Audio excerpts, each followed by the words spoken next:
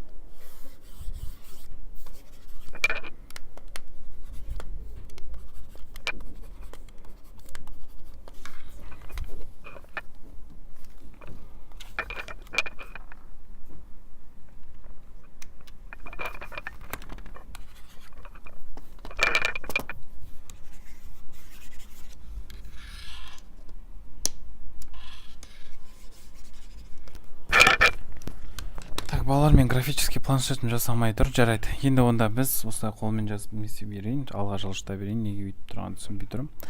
Так, жалпы бізде көлденең жолақты бұлшық бөлінеді не? Ол көлденең жолақты жүрек және де көлденең жолақты бізде қаңқа бұлшық болып, яғни осындай бізде екі түрлі бұлшықтың, көлденең жолақтың екі түрі бар тұғын.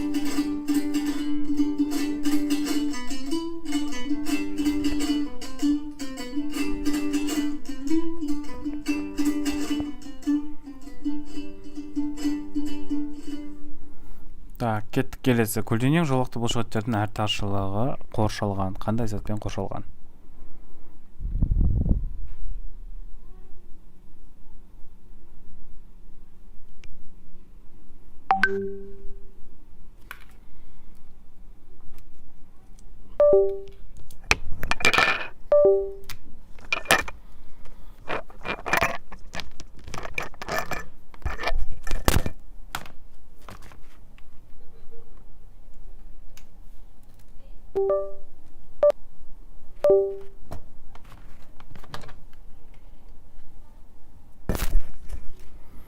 Так, ол бізде сарколема деп аталады, дұрыс айтамыз, жасап кетті енді. Қараймыз, жалпы бізде осындай сыртынан бізде мембрана деген сөз бар, плазмолемма деген сөз бізде мысалға мембрана дегенді білдіреді, осылайынан жаттап алсаңыз болады. Енді бұлшықетте менде бұл сарколема деп аталады. Сарколемамыз ол біздені сыртында қаптайтын мембранасы. Так, кеттік. Эластинді қозуға қабілетті мембрана ион өзектерінің қозу стимулына жауап ретінде ашылу және жабылу Т жүйеге беру қызметін атқарады дейді. Бұл бізде қандай зат?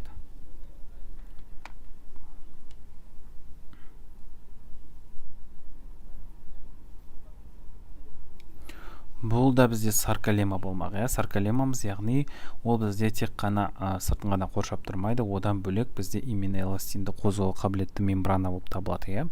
Так, кеттік. Бұлшықет талшықтары құрамындағы жиырылу аппараттары қалай аталады?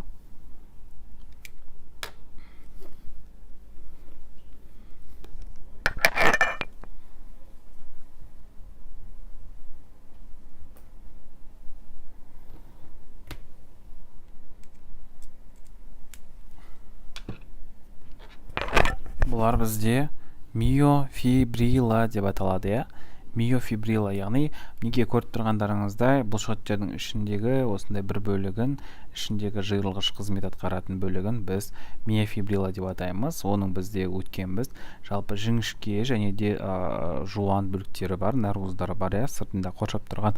Оның бәрін қазір алдыңғы уақытта тест ретінде талдаймыз. Так, ал әр миофибрила тұрады, неден тұрады?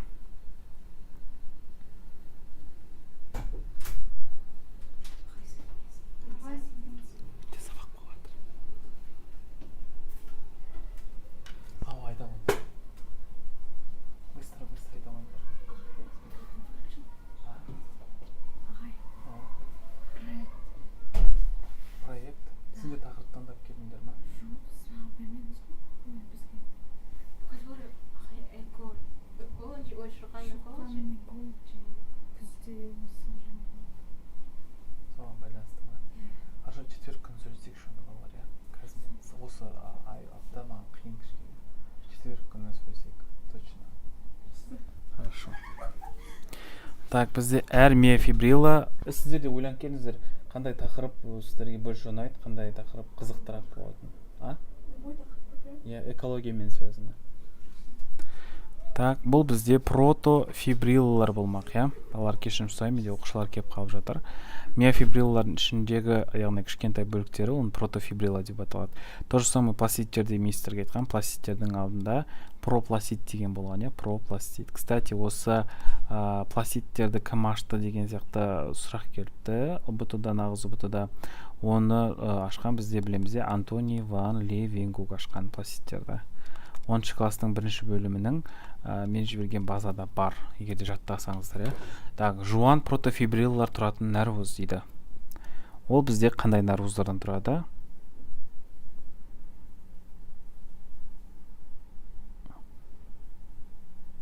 Ол миозин және де актин деген нәрвуздардан тұрады, иә.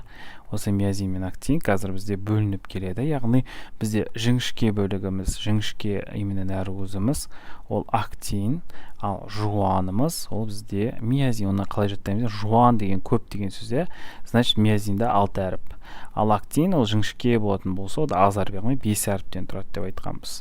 Так, талшықтардың көлденең және миофибрилла арасынан өтеді дейді.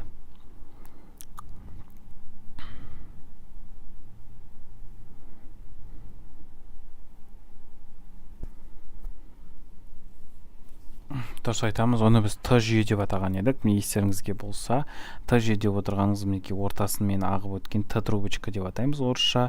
Қазақшасы Т жүйе, Т система деп те айтылады орыстарда.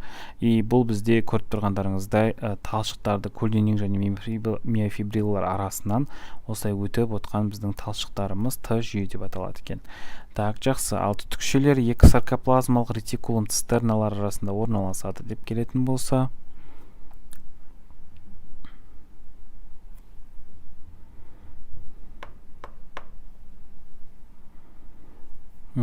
Так, бұл да Т жүйе. Қарасаңыздар, мінекей, мына жерде бізде мынау тұрған аппаратымыз саркоплазмалық ретикулум деп аталады. Саркоплазмалық ретикулум деп отырғанымыз басқаша айтқан кезде ЭПТ. Эндоплазмалық тор, иә. Эндоплазмалық тор ол бізде қандай қызмет атқарады? Эндоплазмалық торымыз ол бізде именно как жасушаның ішіндегі органоид сияқты, то же самое, яғни саркоплазмалық ретикулум сондай қызмет атқарады, яғни органикалық заттарды синтездеу. Яғни біздің саркоплазмалық ретикулум. Енді осы екі цистерна, мынау бір цистернасы, мынау екінші цистернасынан қоршалған, иә. Цистерналар арасында орналасып тұр, екі цистернаның арасында орналасып тұрған, тоже опять Т жүйе. Ал енді бір Т жүйе мен екі цистернадан құралған кешен деп келетін болса ше, мынау получается мынау Т жүйеміз бар ішінде, и екіні цистернадан тұрады, екіні жасыл штукадан тұратын болса, ол жүйені қалай атаймыз? Ол жүйені біз триада деп атаймыз уже. Триада, екі цистернадан және Т жүйеден тұратын жүйені біз триада деп атаймыз, кешенді болмаса, иә. Так, түтікшелер мен цистерналар өзара байланысқан, не арқылы байланысып жатыр олар бізде?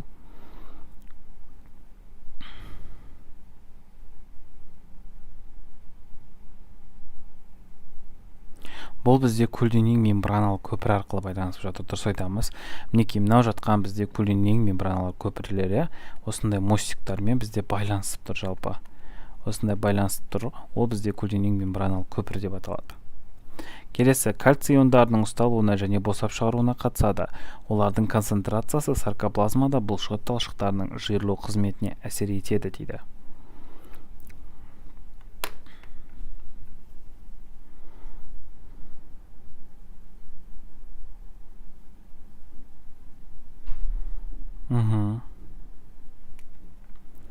Бұл бізде цистерналарымыз, дұрыс айтамыз. Неге цистерна? Қарасаңыздар, мына суретте мына цистернаға байланысты көрсетіп болған. Мына цистернамыз ғой отырған. Цистернаға байланысты. Ол жерде бізде не істеп жатыр? Кальций иондарын ұсталуына, яғни кальцийларды шығаруға немесе өзіне қарай кіргізуге қабілетті бөліктеріміз осы цистерналар болып табылады екен. Қосарлы сәуле шағылыстыру қабілеті бар. Микроскоппен қарағанда күңгірт болып көрінетін миофибрилла дисклера дейді. Так, бүгін бізде ашық сұрақ өте көп болады, потому что тест түрінде берсем, сіздер вариантпен сразу тауып қоюларыңыз мүмкін, потому что мен оны өзім құрастырып жатырмын, яғни варианттары басқалары андай слишком оңай болуы мүмкін, сондықтан да ашық сұрақтарды көбейттім. Ашық сұрақ кезде уже сіз нақты айта аласыз. Так, анизотропты. Ол бізде қараңыздар, жалпы бізде қосарлы сәуле шағылыстыру қабілеті бар. Ол бізде көріп тұрғандарыңыздай А бенд дегеніміз анизотропты бөлігі. Қосарлы деп отырғанымыз мына жерде фиолетовый және де розовый түстер тұр, яғни екі түсті бір-біріне жабысып тұрды, яғни байланысып тұрған бөлігін. Мұны біз анизотропты деп атаймыз, немесе А бенд, яғни А дискісі. Вариантқа қарамасам білмеймін ше. Так, кеттік. Қосарлы жарық шағылыстыру қабілеті жоқ. Ақшыл болып көрінетін миофибрила дискісі.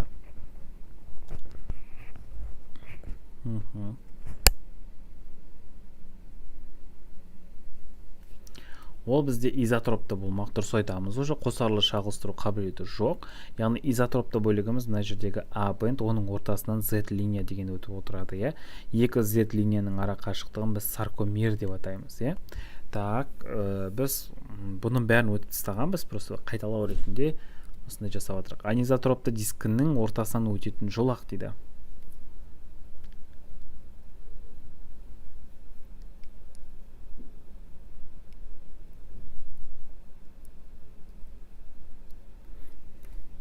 Ол бізде H жолақ, немесе мына жерде қарап тұрсаңыздар H зона деп тұр.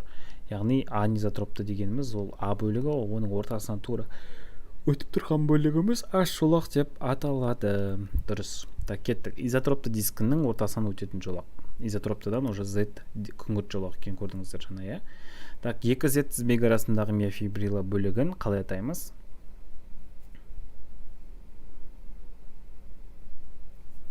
Оны біз жаңа ғана айттым, қалай? Саркомер деп атаймыз, иә, саркомер. Так, мынау саркоплазмалық ретикулум дегеніміз, яғни ЭПТ деген сөз. Саркоплазма деп отырғанымыз, яғни цитоплазмасы, ішіндегі бұлшықеттердің ішіндегі цитоплазмасын біз саркоплазма деп атаймыз. Сарколемма деп отырғанымыз сыртындағы мембранасы болды, иә. Ал митохондриясын балалар қалай атайтын едік? Митохондриясын біз олардың саркосома деп атаймыз. Сондықтан да бұлшықетте кездесетін митохондриялардың атауы деп келетін сұрақтың жауабы саркосома. Бұны ашқан ғалым негізі Келликер. Біз айтқанбыз, жалпы митохондрияны ашқан үш ғалым бар. Келл, Ал, Бер деп жаттаймыз деген тұғымыз. Альтман және Бенда деген үш ғалым болған. Яғни осы үш ғалым, именно Келликер оны саркосома деп атаған, потому что оны жәндіктердің бұлшықеттерінен тапқан, иә. Аха, так, ояқта саркосома. Так, осымен танысып алайық, тез-тез. Так, актин жіпшесін құрайтын екі көршілес орналасқан саркомерлердің арасындағы диск дейді.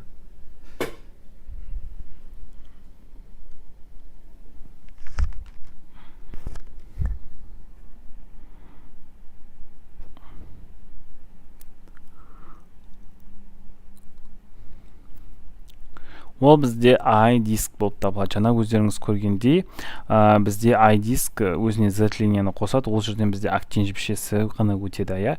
Ал именно неде, анизотропты дискіде, ол жерде бізде миозин болады. Миофибрилалардағы дисктер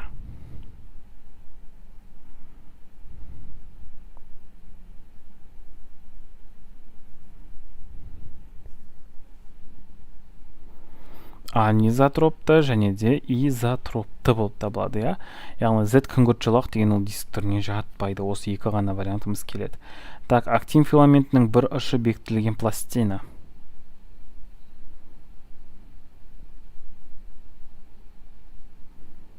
Молодцы.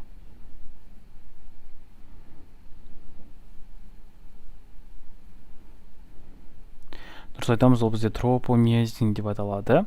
Актинге қосымша оралған жіпшеміз ше.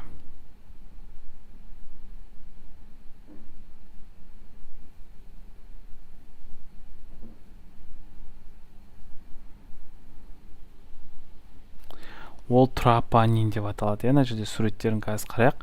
Мінекей тропомиозин деп отырғанымыз, көріп тұрғандарыңыздай, ол бізден актинге оралған жіпшелеріміз, актиніміз, тұрған фиолетовый түспен мекенияқта жазылып тұрген G дегеніміз актин деп, оған қосылған тропомиозин. Ал актинге қосымша оралған жіпшеміз, жақ балалар мына жерде бізде қате кеттік. Бір ұшы бекітілген пластинамыз мына жерде тропонин болу керек, наоборот, иә. Мына жерде қосымша оралған жіпшеміз тропомиозин болу керек. Біз мына жерде қате кеткен сияқтымыз. Өткені қарасаңыздар, тропомиозин ол бізде жіпше түрінде берілген, да. ал мына жерде шариковый түрінде ол бізде жаңағы не берілген, тропонин беріліп тұр. Так, кеттік. Актинге оралған тропонин жіпшесіндегі 3 суббірлігі бар тропониннің компоненттері.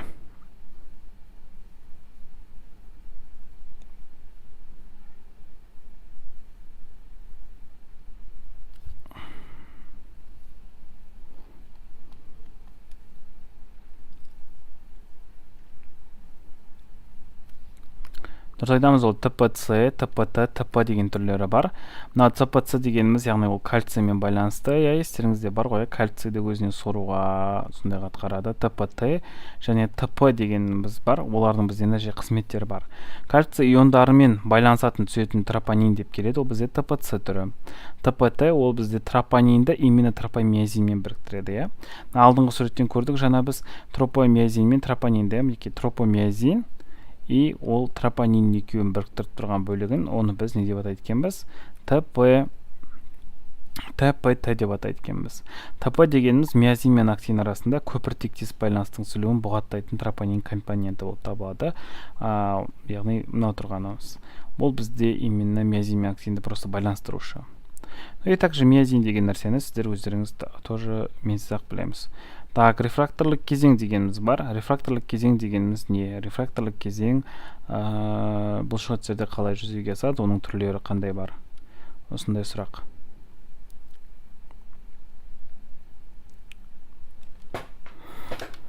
Мынаның бәрі негізі мен жіберген базадан алынған сұрақтар. Балалар, сондықтан да сол базаны міндетті түрде жаттап кіретін болсаңыздар, қайталап 10 класстан келетін сұрақтардан мүдірмей жауап беруге мүмкіндіктеріңіз бар.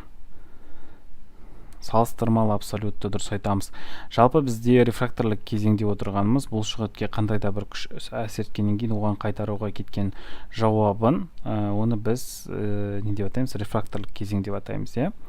Так, бізде бұлшықет талшығының жиырылуына қарай типтері бар. Қандай типтері бар еді?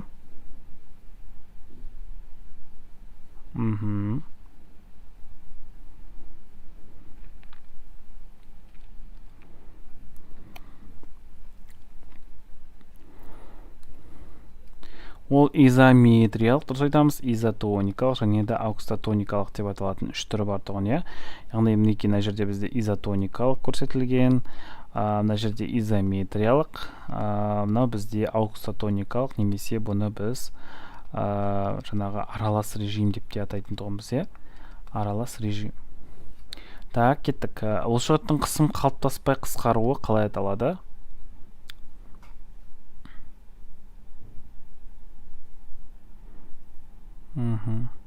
Оқушылар саны бара-бара азайып бара жатыр. Неге олай болып жатыр екен?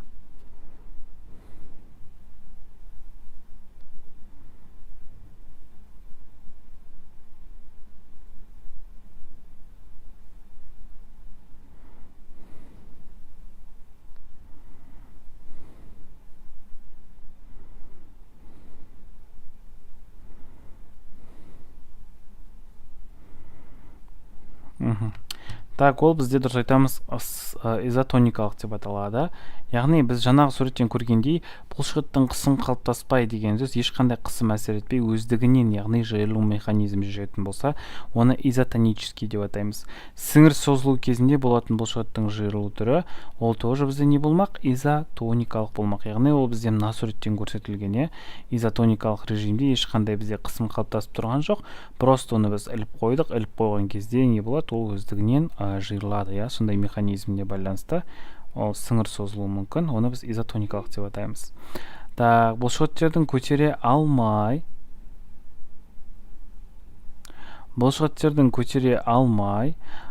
көтере алмайтын жүкті көтеру кезіндегі ұзындығының өзгеріссіз қалып қысқаруы не болмақ?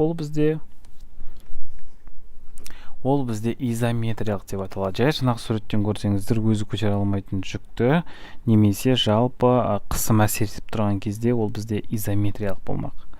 Қысым артқан сайын бұлшықет ұзындығының өзгеру арқылы жиырылуы, ол енді бізде үшінші түрі ауксотоникалық болып табылады. Яғни артқан сайын оның ұзындығы жиырылып отырады. Жүкті көтеру мен жіберу кезіндегі жиырылатын бұлшықет типі де бұл бізде ауксотоникалық болып табылады екен. Так, кеттік. Бұлшықет жиырылуын білуге болады. Қайдан білуге болады?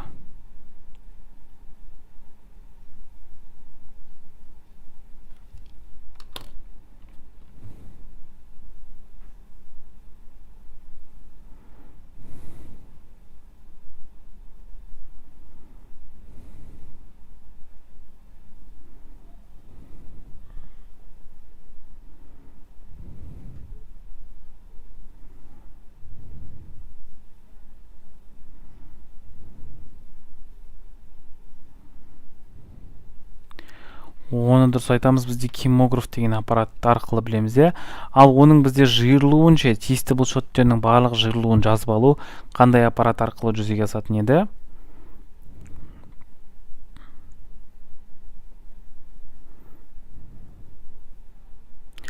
Ол бізде миограмма, дұрыс айтамыз, яғни осындай бізде жүректегі кардиограмма сияқты тоже бұлшықеттің жиырылуы миограмма деп аталатын кимограф аппараты арқылы, миограмма арқылы жазып алу жолы арқылы жүреді. Қанқа бұлшықет талшықтары жиырылу жылдамдығына байланысты түрлері қандай болады?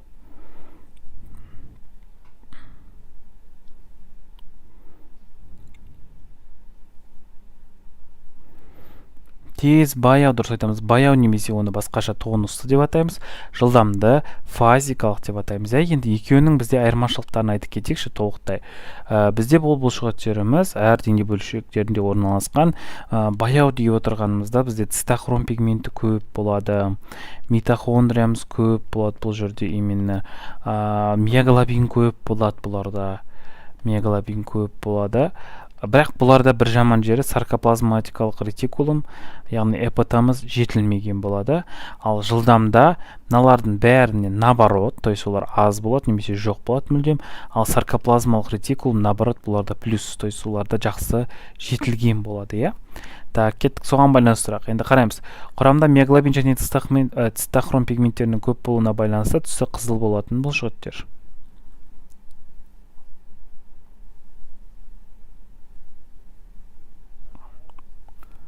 Бұл ұрысында не болмақ? Баяу, өткен айтып кеттім жаңа, миоглобин, цитохром деген пигмент көп болады деп, иә. Баяу. Ал дененің беткі жабынына жақын орналасқан миоглобин өте аз болатын бұлшықеттер, соответственно, қандай болады?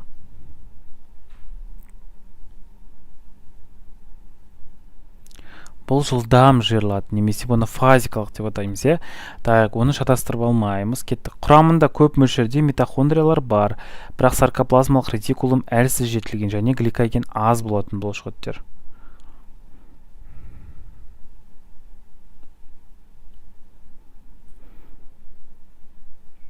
Бұл бізде баяу, дұрыс айтамыз, баяу. Ал енді мінеки баяу мен тонустықтың жерде орналасуын көрсеткен фазикалық мінеки арқаның бөлігінде орналасқан, иә, қолдың артқы бөлігінде. Ал бізде баяу жиырылатын бұлшықеттеріміз, яғни тонусты бұлшықеттеріміз мінеки арқа бұлшықеттері, төс, мысалға, иә, қолдың үстіңгі бөлігі, бұның бәрі бізде баяу жиырылатындар. И оларды мысалға малды сойған кезде де тоже мысалға төсін береді. Неге? Потому что ол жерде цитохром көп, митохондрия көп. Бұл жерде бірақ гликоген аз болады. Осы жерлерде береді, май көп болуы мүмкін төсте. Төс майлы ет негізінде. Так, а также бізде қараңыздар, бұлшықеттердің терең қабаттарында орналасады. Зат алмасуды жылдамдату үшін капиллялармен тығыз байланысты болатын бұлшықеттер деп келетін болса,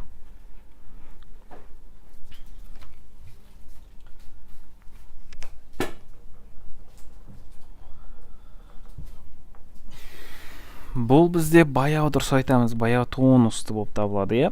Ал митохондриялар аз, кальцийдің тез бөлінуінің шығуына ықпал ететін саркоплазмалық ретикулум жақсы жетілген бұлшықет дейтін болса, бұл уже жылдам немесе оны фазикалық деп атаймыз, иә. Ал көзді және аяқта қозғаушы бұлшықеттер жататын бұлшықеттер көзің мен аяғың тез қозғала ма? Тез қозғалады, значит, ол бізде жылдам немесе фазикалық бұлшықеттер болып табылады, иә. Жоғары дәрежелі төзімділікке ие, шектен тыс күш түскенде төзімділік беру үшін қатысатын. Марафон жарыстары, аз күш түсетін жүгіру кезінде қатысатын бұлшықеттер, ол бізде жүру кезінде балалардың жер жатыс қалыпты. Ол бізде баяу, тонусты болады, иә. Так, бұлшықет төзімділігі атпен белгілі бұлшықеттеріміз тоже бізде баяу тонусты бұлшықеттеріміз екен. Балалар сонымен баяу мен фазикалықты ешқашан енді ажыратпаймыз ғой, ой, то есть шатастырылмаймыз ғой, оңай, яғни сіз миыңызға құйып алсаңыз жаңағы ақпараттарды, именно мысалға баяуда ода бізде цитохром көп, миоглобин көп, митохондриясы көп, саркоплазмалық ретикулумы жетілмеген болды, ал қалған бәрі уже ол бізде жылдам фазикалықта. Так, кеттік. Актин филаменттерінің үшкірленген ұштары саркомерлердің орталығына бағытталып көшіріледі дейді. Небулин, титин, тропомиазин, изометриялық окситоникалық тропомодулин. Қай вариантымыз келеді?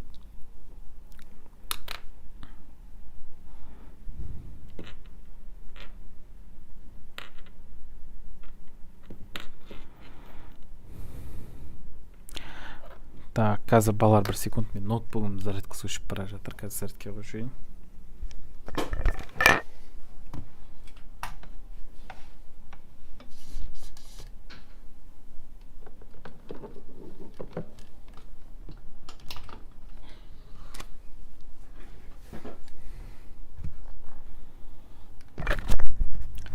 Так, мына жерде біреулер В деп жатыр, біреулер F деп жатыр.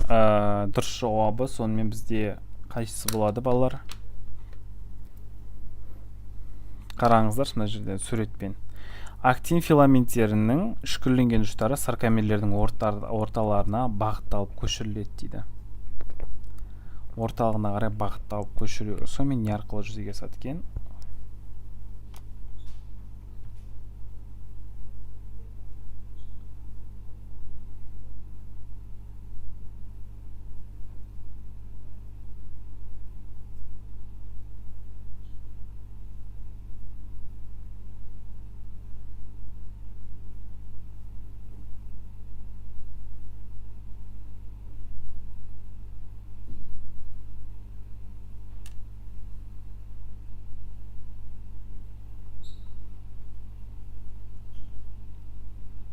Қазір балалар бір секунд нақтамаған жазып жатыр, срочно жауап беріп жіберейінші.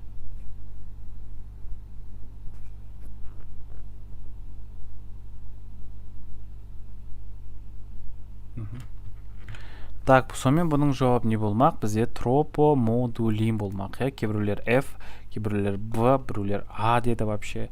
Енді қараймыз, неге бұл F болады, соны айтып кетейік. Актин филаменттері деп отырғанымыз, яғни ол жіңішкелеріміз, жіңішке мына жерде осылай орналасып тұрған жіңішке, бұл бізде именно актиновая нит дейміз, немесе актин, просто осы актиннің ұштарына бекініп тұр, саркомерлерге, мінекей саркомерлер болып табылатын болса, елестетсеңіздер, енді барлық бұл миозин, соған қарай бағытталып тұрған, именно алды қарай жылжып тұрған красный точкаларымыз тропомодулин деп аталады. Так, келесі сұрақ. Актин филаменттердің талшықтарының бүйір жақтарын және жіңішке филаменттердің ұзындығын реттейді deyip келетін болса,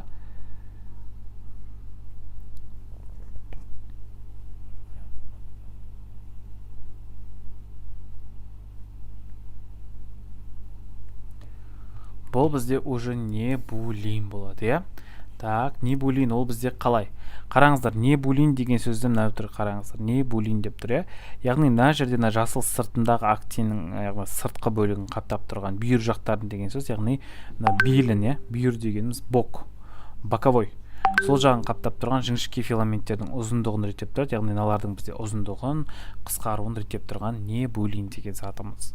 Так, келесі саркомерлердегі жуан филаменттердің орталығын қамтамасыз етеді, серпе тәрізді әрекет етіп, саркомердің керілуіне жол бермейді деп келетін болса, ол бізде уже титин болмақ, титин. Так, бұны қараймыз, титин деп отырғаныңыз, мінекей мына жерде пружина болып тұр, серпе тәрізді деген мінекей. Серпе мінекей пружинкаға ұқсап тұрған мінекей осындай саркомерлердің жалпы былай созылып кетуіне жол бермейді. Мысалы, сен қолыңды соза беретін болсаң, жаққа дейін созылмайды деп айтқан едім, мысал ретінде. Супергеройлар емес, біз ғой супергерой болатын болсақ, это понятно, қолымыз дальше кете беруші еді. Но бізде ондай емес, сондықтан да ол бізде мына жерде ақпарат дұрыс емес. Так, кеттік. Енді тірі организмдердегі қозғалыс мүмкіндіктерін және қозғалу әрекетін зерттейтін ғылым саласы қалай аталады?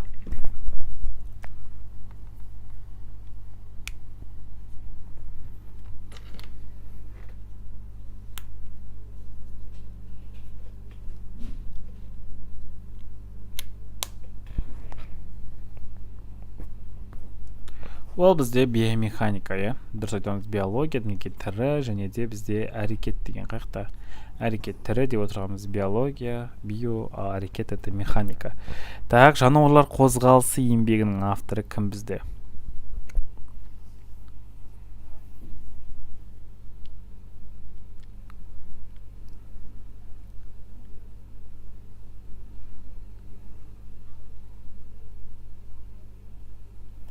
Ол бізде Барелли деген ғалым. Аристотель емес, жануарлар қозғалысы.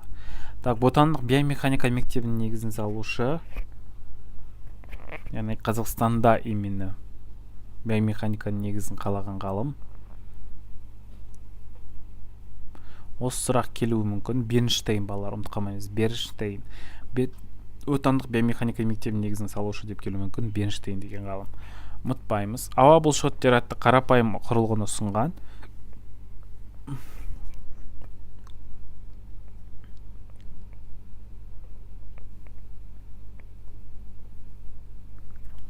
Ол бізде Джон Маккибен деген ғалым. Так, бұл ұзақ, өз атауы өз бірінші аттап аласыз. Так, кеттік. Фрайдтың бірінші заңы бізде биомеханикада Фрайд деген ғалым бар, яғни Фрайдтың өзінің заңдары бар тұғын. Давайте соларды айтып кетейік. Фрайдтың бірінші заңы қалай еді?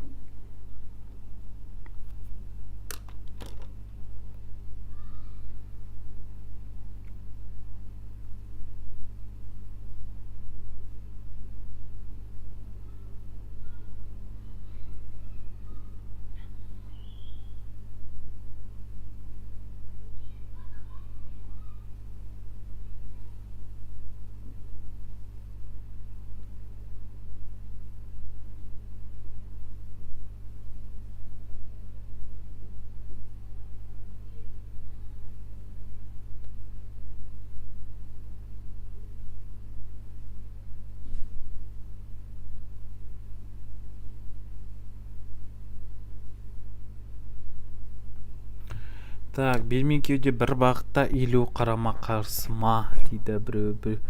Так, қарсыма солай. Жақсы, так, кеттік. Белмен кеуде бөлімі қалыпты болады, ротация мен бүйірге иілу қарама қарсы бағытта болады. Яғни кеттік, қараймыз. Ротация деп отырғанымыз омыртқаның именно положениясы. Мен мына жерде алдында омыртқалы көрсеткім келген, бірақ мына омыртқа сіздерге ақ экран болғаннан кейін көрсетілмейді екен. Жалпы міне омыртқа, бел мен кеуде дегеніміз, қараңыз, бел деген қай бөлік? Ол мына астыңғы бөлігіңізде, кеуде бөлігіңіз бір қалыпта, бөлімі қалыпты болады, бірінші заңда. Ротация мен бүйірге иілу қарама қарсы бағытта болады. Яғни ротациямыз не оңға немесе солға қарай иілуі мүмкін. Яғни мынаның положениясы, қараңыздар, былай ішке қарай иіліп тұр, мыналар яғни ішке қарай кіріп бара жатыр. Мына жерде право-лево деп тұр, именно былайынан мынандай тізбек құрап тұр, бірдей тізбек, яғни оңға қарай қозғалып тұр.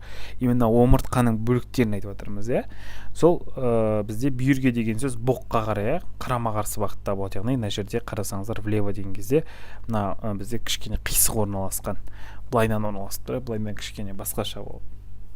Ал Фрайдтың екінші заңы қалай болатын еді?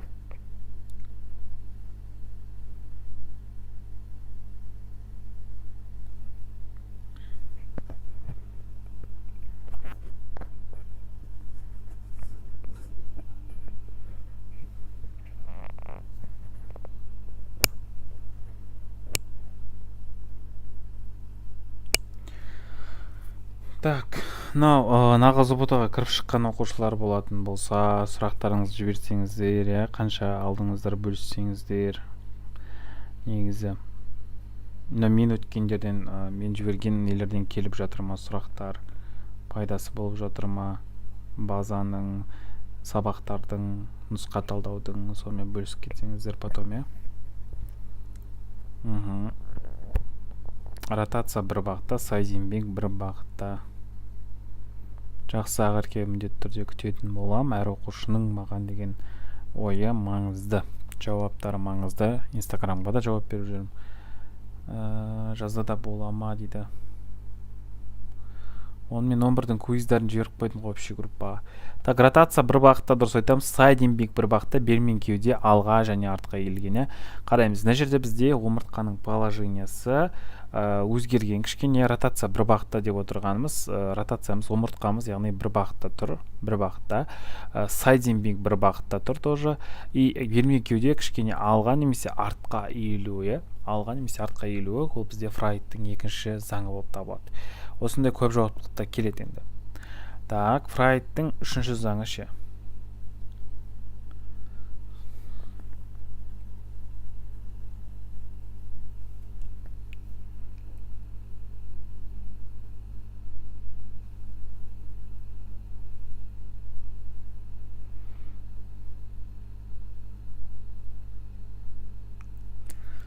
Жазда бола нұсқа талдау дейді. Жаздың бізде нешесіне дейін болады? Сабақ өзі 10-на дейін ба? Соған дейін нұсқа талдаймыз ғой, 11-ші класстікін талдаймыз енді бұйыртса. 7-8-9-ды квизбен жіберіп жатырық, ал бізде немен кетіп жатыр уж. 10 мен 11 осындай вариантта. Кез келген кеңістіктегі омыртқа сегменті қозғалғанда қозғалыс өзгереді, и басқа кеңістіктегі де қозғалысты өзгерте алады, яғни уж қозғалысқа байланысты үшіншісі, иә. То есть біріншісін қайттан еске түсірейік, бізде жаңағы белмен кеуде бөлімі бір бағытта, ротациямыз бір бағытта деген сияқты, ал екіншісінде уже ротация мен сайдинбинг бір бағытта болып, белмен кеуде артқа иіледі. Ал үшінші кезең 5-ші июль емес пе? Бұл 5-ші июльге дейін емес, балалар 5-ші июль емес, июньға дейін, 10-ші июньға дейін онлайн сабақтар бізде болады, кажется. Уже үшінші заң ол кеңістікте өзгеруі. Жүктер мен науқастарды тасымалдау, денсаулық сақтау орындарында жиі кездесетін ауыр жұмыстардың бірі медициналық эргономика. Мен сіздерге айтқам, бұны болашақта сіздер жасайсыздар, Құдай қаласа практикаға барғанда. Жүректің өзінде пайда болатын импульстердің әсерінен жиырылу қабілеті бізде қалай аталатын еді?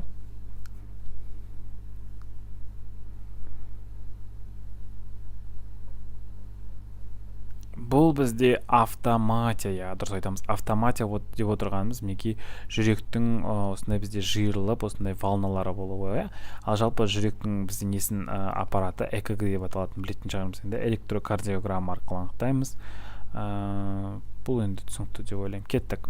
Жүрекке тіршіліктің басынан бастап соңына дейін тоқтамай соғу қабілеті тән деп жазған ғалым.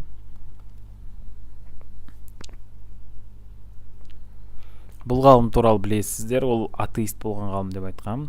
Намек. Дұрыс Д вариантта, яғни Аристотель, яғни туғанға дейін, өлгенге дейін бізде соғатын мәңгі бақи ол жүрек қана. Ол дұрыс айтқан ол. Нейрогендік теорияны ұсынған ғалымдар.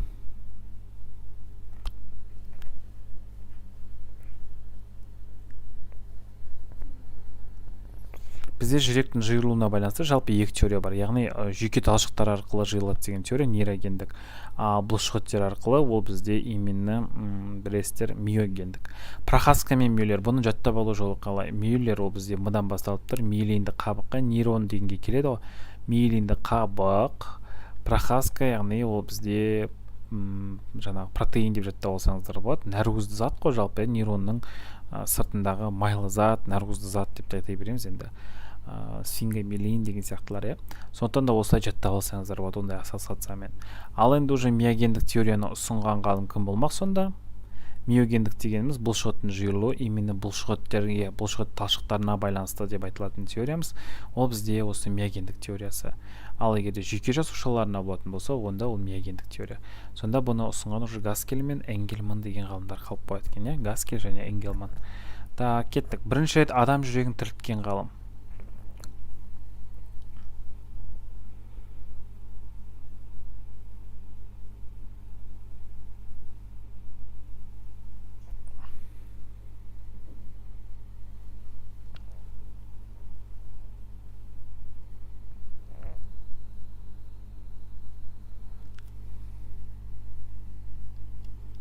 Дұрыс айтамыз, Куляпка, мына жерде дұрыс варианты жоқ балалар. Куляпка деген ғалым, неге біз С деген әріпті белгілеп аттық? С деген вариантта Куляпка деген не ғалым. Мына жерге мен жазған сияқтаймын, Куляпканы, бірақ андай ауыспай қалған секілді, сақталынбай қалған. Негізі адамның жүрегін жалпы не істеген бірінші тірілткен ғалым Куляпка деген ғалым. Қуысты веналар сағасында веналық синустарда орналасқан түйін деп келеді. Бірдеңе пырт-пырт етіп тұрма қалай дейді. может ноутбуктың өзінің қызып тұрған, немесе мына жерде бізде именно мына бізде лабораторный кабинет жаңағы аппараттар шығар. Син артериалдық түйін немесе оны кейс флэг деп атаймыз. Қарамыз, жалпы мінекей син артериалдық түйін, ол мінекей қуысты веналар сағасында, венаның астында орналасып тұр, веналық синустарда орналасқан түйін. Осы син артериалдық түйіннен басталады, жүректің жиырылу механизмі. Оның өзінің шоқтары бар, яғни оны қазір алдыңғы уақытта айтамыз. Осы түйін шоқтарын айтып кетейік. Оның шоқтары қалай аталады? Мына жерден көріп тұрсыздар, суреттен. Шоқтары бар, былай. 3 шоғы бар. 3-тік шоғы бар, ол қалай аталады? 3 шоғының атауы. Син артериалдық түйіннің. Бахман, Торел, сосын Винкенбах, молодец. Так, Винкенбах, Бахман және Торел деп аталады. Мінекей мына жердегі түйіндеріміз. Мынау мысалға Винкенбах болуы мүмкін, мынау бізде Торел болуы мүмкін, мынау бізде уже кім болады? Бахман болады. Осыған байланысты контекстік сұрақ сіздерде қаңтар тұсында келді, нағыз опытыда да келуі мүмкін, бірақ ол контекстпен емес, именно осы суретке байланысты тағы да тапсырмалар. Син артериалдық түйіннің шоқтары деген сияқты сұрақтар келіп қалуы мүмкін, сондықтан да міндетті түрде дайын болуымыз керек. Оң жақ құлақша эндокардының астында, құлақша аралығындағы перденің төменгі бөлігінде орналасқан түйін деп келсе,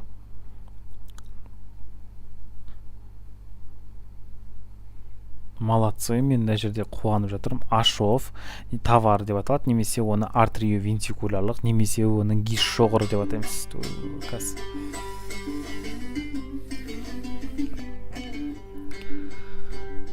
Так, қоңырау, все. Так, енді қараймыз, бұл артриовентикулярлық узел деп айталады, немесе артриовентикулярлық шоқ деп атаймыз, оны болмаса гиш шоғыры деп те атаймыз, яғни бірін алдыңғы үшін.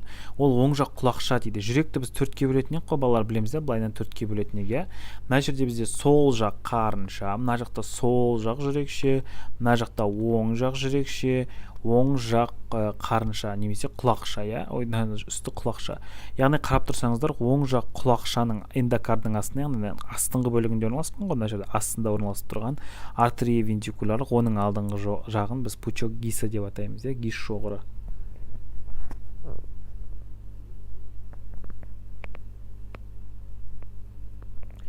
Дым түсінбей отырмын дейді Айдана. Айдана қараңызшы.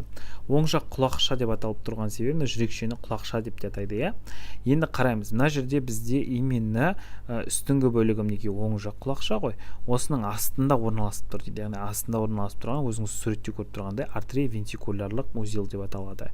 Немесе оны біз Ашов тавар деп атаймыз, И оның алдыңғы жағын гиш шоғыры, немесе вообще мына бөлікті полностью гиш шоғыры деп айта берсек те болады. Так, енді артриовентикулярлық түйіннің шоғы дейді, ал гиш шоғы аяғының тармақтарының ұшы деп келуі мүмкін.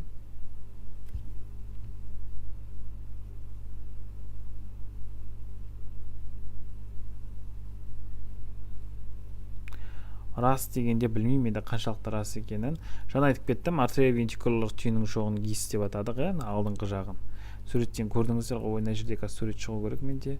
Мінекей мына жерде артриовентикулярлықтың алдын, оны бізде гиш шоғы деп атадық. Ал гиш шоғының тармақтарын біз Пуркини талшықтары деп атаймыз, Ножки пучка гиса немесе Пуркини талшығы. Ол ақпарат қаншалықты рас екенін білмеймін, әркімге әртүрлі болады, өйткені робот выбирать етеді тесттардың бәрін, так что мен айта алмаймын. Так, жүрек автоматиясының түрлі бөлімдеріндегі өткізгіш жүйелердің рөлін анықтаған ғалым.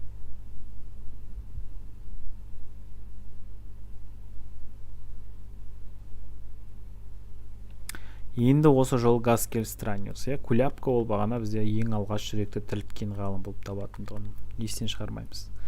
Жүректің электрлік белсенділігін жазып алу.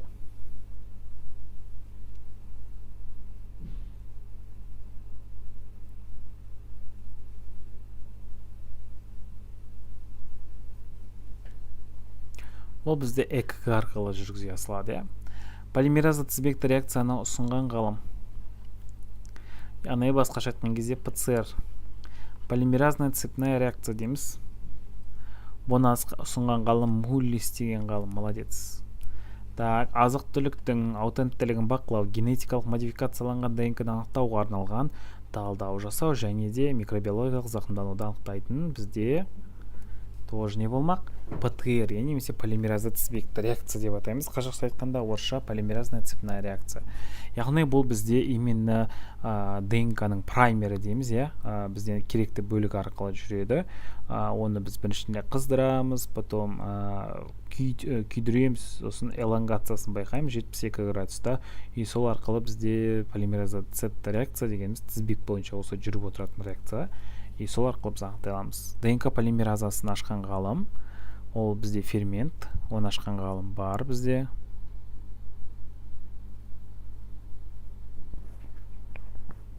Ол бізде Артур Коренберг деген ғалым. Балар, менде уақыт аз қалды, 6 минуттай, сондықтан да до конца айтып тастайын, 10 асты бүгін бітіруіміз керек. РНК-ның қысқа фрагменті ДНК молекуласының ПТР қозу үшін қажет нуклеин қышқылының қысқа фрагментін біз праймер деп атаймыз. Праймер деген бөлігі ол бізде именно маңызды көшірілетін бөлігі. Жаңа ғана айтып кеттім, жаңа суретте болды. Келесі, мутациялары бар ДНК бөліктері көшірмесін алуға, вирустық, бактериялық ауруларды анықтауда қолданылатын бізде именно қандай бөліктер? Ол бізде, қандай әдіс? Ол бізде ПТР әдісі. Енді ПЦР криминалистикада қан, сілекей, шәует, шаш арқылы анықтауға қолданылатын тоже кім болып табылмақ? Ол бізде ПТР әдісі. Яғни криминалистика дегеніміз убийство болады, соны надо раскрывать, кім шынымен өлтірді, или ол самоубийство болды ма, сол кезде қолданылатын әдіс. Организмдер арасындағы генетикалық айырмашылықтарды табу негізінде жататын идентификациялау жүйесі. Ол бізде ДНК-ны типерлеу немесе геномдық дактилоскопия деп аталады. Бұл деп отырғанымыз именно генетикалық айырмашылық, мысалға мынау сиыр, мынау қой, мынау ешкі деген сияқты анықтау кезінде. Идентификация деп отырғанымыз тану деген сөз, сол кезде қолданылады. Векторлар, яғни бізде гендік инженерияға кеттік уже. Гендік инженерия осы биотехнологияның салаларының бірі, ішінде мықты салалардың бірі қазірден дамып кеткен. Вектор деп отырғанымыз ДНК-ның бір бөлігін, көшірілетін бөлігін, оны біз вектор деп атаймыз. Именно ол векторлар ретінде қолданылатын бізде аденовирус және олардың факторы және де плазмид дегеніміз. Ол деп отырғанымыз не дейтін болсаңыздар, плазмид деп отырғанымыз мекенау бізде бір бөлігі, бір векторы болсын плазмид деп атаймыз. И факт деп отырғанымыз мысалға бактериофакты мысалға келтіретін болсақ болады. Аденовирус ол бізде көздің именно қызарып кеткен кезіндегі ішіндегі вирус. Соны кетіру үшін қолданылады. Кеттік. Мен қазір просто 4-те жиналысым болып тұр балалар, мен асықпай түсіндіретін едім. Көшірмесі бактериялы жасушаларда әртүрлі мөлшерде болатын сақиналы екі тізбектен тізбекті ДНК молекулаларын біз плазмид деп атаймыз.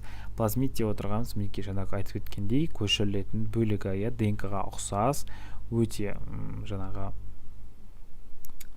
нуклеопротеидті бөлігі. Клондайтын векторлар ретінде қолданылады дейді, пайдаланылады. Бұл бізде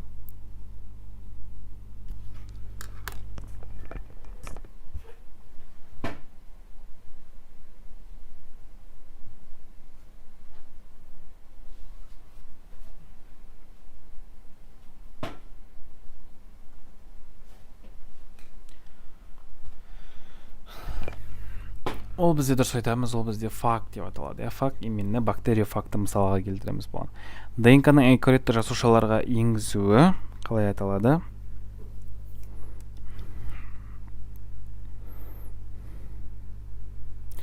Трансдукция ДНК деп аталады. Дұрыс айтамыз, трансдукция, яғни ДНК-ны эукариотты жасушаларға енгізу. Жаңағы бізде вектор ретінде мысалға мына жердегі сурет жоқ екен, бұл жерде бір бөлігін алдық қой, соны біз екінші бір эукариотты жасушаға көшіреміз, мына жерде ядросы бар.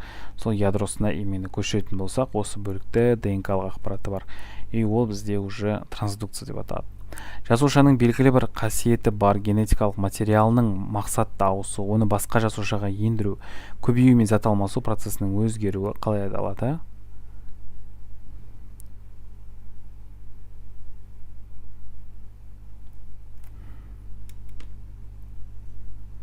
Гендік инженерия, дұрыс айтамыз.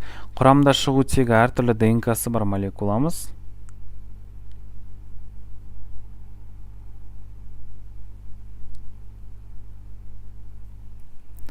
Бұл бізде рекомбинантты ДНК. Молодцы, балалар. Рекомбинантты ДНК именно қалай жасалады? Бағанан бері айтып жатқанымыз, донорлық ДНК, яғни бұл вектор ретіндегі зат, осыдан бізде фермент арқылы одан бір бөлігін бөліп аламыз, и клонирующий вектор, мінекей клондайтын бөлігіміз, ол бізде тоже на векторын алып алдық, и оны біз соединять етеміз бөлігін, и сол кезде бізде осылай екі жаңағы ДНК қосылған бізде зат пайда болады. Бұндайда біз рекомбинантты ДНК деп атайтындығымыз, Так, балалар, мақсатты және функционалдық белсенді генетикалық құрылыстың рекомбинантты ДНК молекуласына негізінде өзгеруі.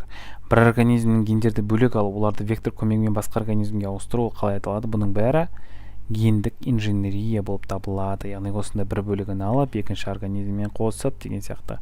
Так, балалар, осымен біз сіздермен 10 класста аяқтаймыз. 10 класста мен негізгі ОБТ-да келеді-ау деген сұрақтарды кітап бойынша талдап шықтық. 800-де негізі көп сұрақ шықты, өздеріңіз көргендеріңізде, примерно 1000-нан асат негізінде, просто мен қысқартып жасадым. Енді келесі сабақта сіздермен біз именно уже четверг күннен бастап 11 класты бастаймыз. 11 класты да тез бітіріп беруге тырысатын боламын. Июньнің 10-на дейін бізде сабақ жалғасатын болса, сол уақытқа дейін тезірек бітіруге тырысатын боламын. Так, балалар, осымен бүгінгі біздің сабағымыз мәресіне жетті. Келесі сабақта жолыққанша сау болыңыздар. Кстати, мен айтқан нәрсені ұмытпаңыздар. Ентіға кіріп шықтыңыз ба, міндетті түрде кураторға және қандай сұрақтар келгенін менімен бөліссеңіздер болады. Ал мен оқушылармен бөлсем, басқаларға да көмектесетін болсақ, может оларға келіп қалар деген сияқты бір-бірімізді ойлайтын болсақ, жаман болмаймыз.